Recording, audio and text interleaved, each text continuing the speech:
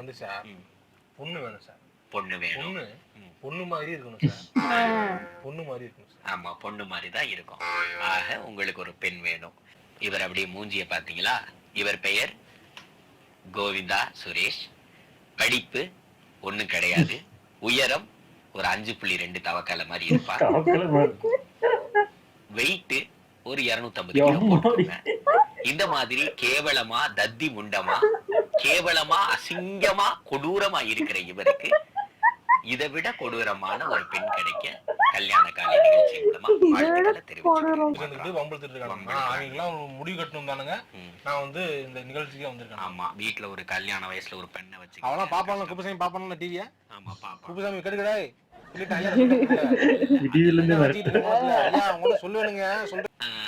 சமையல்லாம் நல்லா பண்ணுவாங்களா? சுய தொழில் நல்லா சமைக்குங்க. ஆனா சாப்பிடதாங்க முடியாது.